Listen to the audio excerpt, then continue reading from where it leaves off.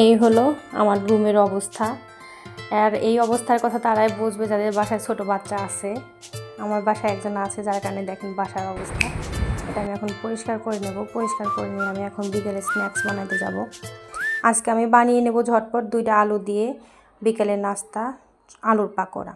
আপনারা চাইলে বাসায় কিছু না থাকলে এটা বানিয়ে নিতে পারেন। তো হ্যালো এভরিওয়ান, আসসালামু আলাইকুম। প্রথমে আমি আলুগুলোকে কুচি কুচি করে কেটে নিয়ে হালকা করে ভেজে নিয়েছি। আপনারা চাইলে এটা সিদ্ধ করে নিতে পারেন পানিতে, কারণ এটা যখন তেলে দেওয়া হবে তখন আলুটা কাঁচা কাঁচা থেকে যাবে। ও দেখা যাবে যে হয়ে যাবে, কিন্তু আলুটা কাঁচা কাঁচা থাকবে, যার কারণে এটাকে সিদ্ধ করে নেবেন অথবা একটু হালকা একটু ভেজে নেবেন। তারপর এটার মধ্যে দিয়ে দিয়েছি পেঁয়াজ, কাঁচামরিচ। আপনারা চাইলে আপনারা যদি আদা রসুন খান তাহলে আদা রসুন দিয়ে দিতে পারেন। তারপর দিয়ে দিয়েছি একটু ময়দা। এরপর এটা আমি সুন্দর করে হলুদ দিয়ে লবণ দিয়ে সুন্দর করে মিক্স করে নেব। মিক্স করা শেষ হলে এটাকে আমি তেলের উপরে দিয়ে দেব। সুন্দর করে মিক্স করে নেবেন। আর যদি আপনাদের ময়দা কম বেশি মনে হয় তাহলে একটু যোগ করে নিতে পারেন। আমার এখানে সর্বমোট ময়দা লেগেছে 5 চামচ। ছোট চামচের 5 চামচ লেগেছে।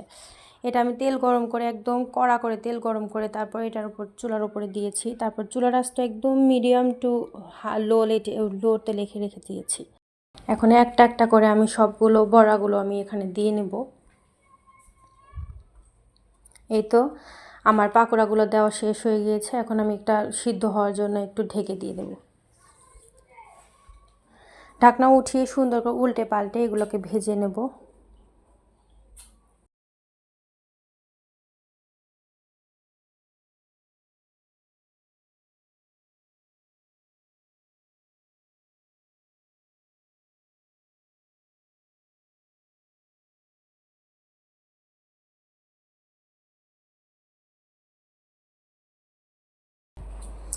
এই তো দেখেন, এই তো আমার প্রায় শেষ হয়ে গিয়েছে। আপনারা চাইলে আপনাদের মন মতো করে ভেজে নেবেন। এটা যদি একদম মড়মড়ে করে ভাজতে চান তাহলে একটু সময় নিয়ে ভাজতে হবে। এই যে দেখেন আমার বড়াগুলো হয়ে গিয়েছে।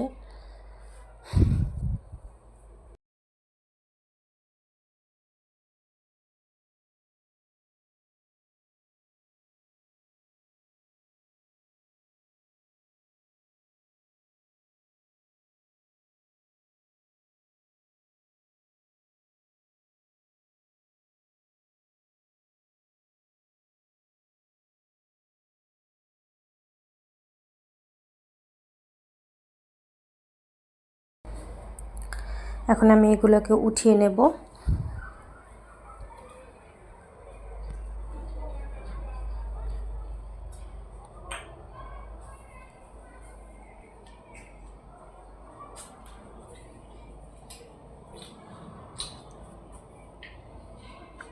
দেখেন কত সুন্দর কালার হয়েছে। আপনারা এটা যদি না বানিয়ে খান তাহলে বুঝবেন না কতটা মজা। আমি মাঝে মাঝে এটা বানাই যখন বাসায় কিছু না থাকে, শুধু আলু বাদে। এটাকে আমার মেয়েও ভীষণ ভীষণ পছন্দ করে। আপনারা চাইলে এটা বাসায় বানিয়ে খেতে পারেন।